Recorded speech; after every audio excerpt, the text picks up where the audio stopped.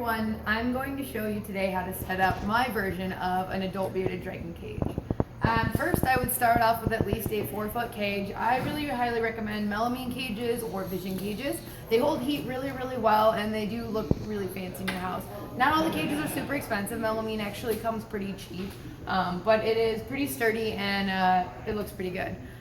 So what I'd start off with as bedding, I would recommend the sand mats. I really like these. These are by Exoterra. We carry them on our website, and for this size cage, it's a little bit longer than what they usually make, so I use 2 of them. What you do is the sand doesn't come off of it, but you can take it out and you can wash it off if it ever gets dirty, and then just put it back in. It's not like the carpets; it won't shrink. I know some of those carpets out there shrink a little bit after you wash them a few times, but these ones usually work pretty well and can go through a lot of washing.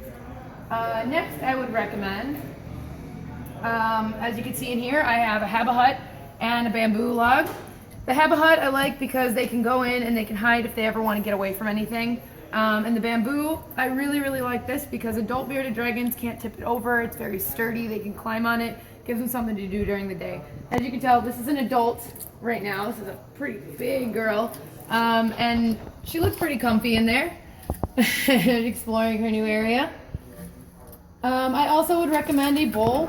Bearded dragons are going to get most of their water from their greens anyways, but I do like the Exoterra bowls because they're heavy, so they're not going to flip them over. But you always want to offer them water. You always want to give them that, even though they're getting it from their greens. Still want to have it in their cage as an option. Next, the lights. Power Suns are usually what we recommend. This is heat and UVB, 2-in-1 bulb. These guys are awesome bulbs because you get them both. You don't have to deal with tons and tons of lights. It's just one for the daytime. This will go on 12 hours in the day and off 12 hours at night. These are awesome bulbs. I would highly recommend them for any bearded dragon. And as you can see, this cage is a lot taller because you don't want the lights directly on top of the bearded. You want to give them a little bit of room from where they're basking to where the light's going to go. At nighttime, you do want heat. So I would recommend the Zoom Ed ceramics. These don't emit any light, just heat. So that way, if it's in a bedroom or anything, you're not going to be blinded in the middle of the light by the red lights or the black lights. The ceramics work really well, and they do keep a lot of heat in there. Next, a timer. Those of you that are gone a lot or can't remember to turn your lights on and off, this is pretty good to use. That way, you don't have to worry about it. Your lights come on and off, whether you're going to be home or not, and they work really well. Next thing is a ReptiTemp temp gun.